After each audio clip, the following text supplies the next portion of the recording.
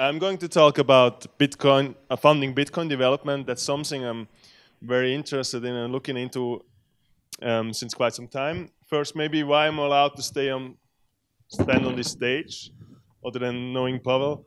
Yeah, I'm president of our non-profit association, Bitcoin Association Switzerland.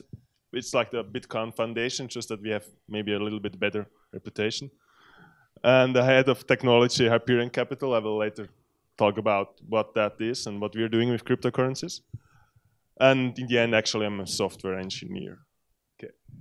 So, what I actually talk about is funding of decentralized open source projects in general. So that applies to Bitcoin and Monero, but not to Ethereum and Tezos and all the others who did an ICO and have a foundation, because there is kind of easy how to get the funding, but they're also not really decentralized, as we know.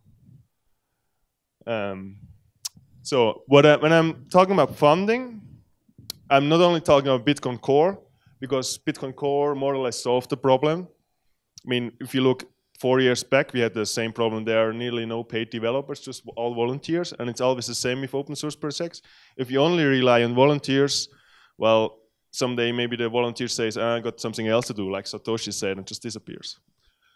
But we have other projects that actually still rely on volunteers, and some, maybe you know them, Dark Wallet, Multibit, they even just stopped existing more well. They don't have any developers anymore because they just relied on volunteers. So this is something I'd like to talk about, and especially I'd like to talk about 6 ways of funding Bitcoin development, which some of them are pretty obvious, and maybe some of them you didn't think about yet, and maybe you also have some ideas how you can actually do that. And also when I'm talking about Bitcoin development, I'm also thinking about not just paying Peter Todd a salary, who is already deep into Bitcoin, but also getting new developers in, and actually who is paying for educating them, which is extremely important. So the first one is pretty obvious. I mean, that's what quite many companies are trying to do. Just consulting and enterprise means the projects you're doing for your client, you're building on open source projects, so you probably want them to be maintained and you want to have some specific features. Examples, of course, distributed lab. I don't know how much you're contributing upstream, PHP network from Milano, or that's one of the reasons I listed them. I used to have a consulting company till December myself, and we figured it's quite difficult actually to contribute back while you also have to do your client's projects.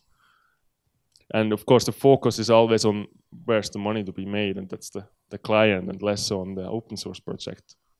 So that's one very obvious way to do the funding. The other one, which is also pretty obvious, is your own project is based on Bitcoin Core, let's say. So you also need to maintain it, you need specific features. Or the third option is, of course, which applies to pretty much every company in Bitcoin, that you actually rely on the network. So you would have an incentive to maintain it and to contribute, but as we saw with Coinbase and BitPay and others, they don't really care. They prefer to free ride, more or less. But still, we have some positive examples. I mean, Blockstream is the most obvious one.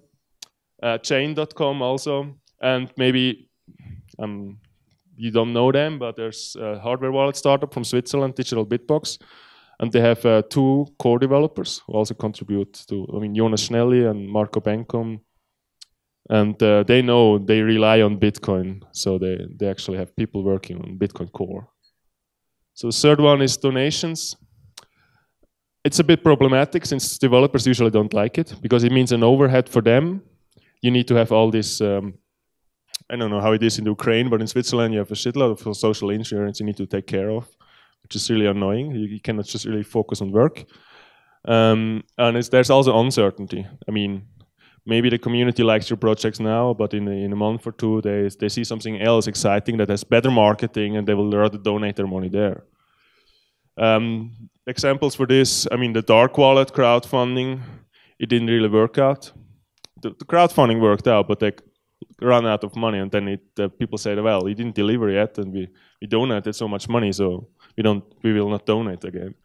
What my current tried to do with Lighthouse, which also didn't really work out in the end. Bitcoin Foundation hiring Gavin Anderson in the beginning. There we had some mismanagement, I would say, so it kind of fall apart again. And yeah, we're also doing some things. It's not yet public, and I hope we will do it more successful than what we have seen so far. But it's difficult. And we also will focus more on actually educating developers. The third one, also a pretty obvious one.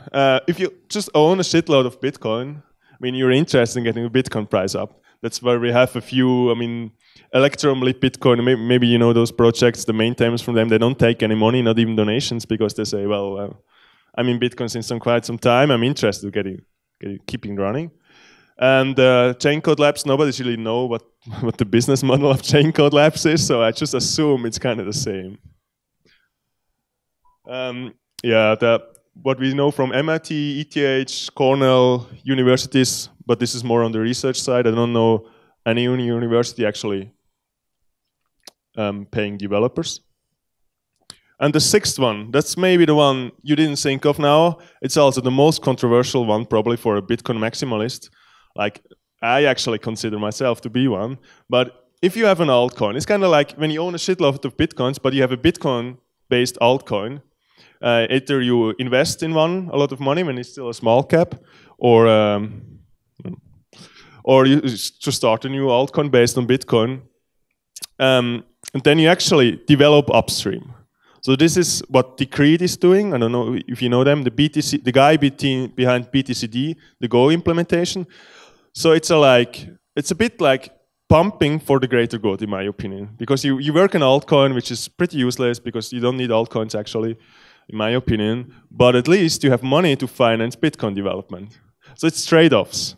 And we're also doing something similar. So I will see what the reception is in the community if they say I sold off my soul or for an altcoin. But I think it's actually worth the trade-off because what we see on the next slide is what I think, in my opinion, I mean, maybe you have another opinion on this, but how difficult it is to do it with this various way, how sustainable it is, and how much money you can actually get from that. And I just made it from 1 to 5. And in my opinion, the easiest, most sustainable, and where you can put in the most money into development is actually doing this altcoin way.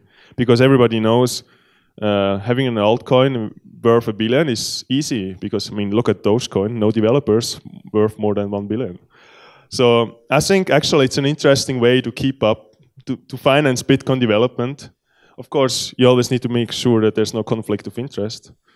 But yeah, that's my ranking, and I would be very interested to hear your opinion about that, maybe in a discussion afterwards. So what do you think about these ways of financing Bitcoin development? Yeah, maybe there are other variants where I didn't think about yet. So if you have any idea, I'm very interested to hear about it. And yeah, that's it already. So thanks for your attention.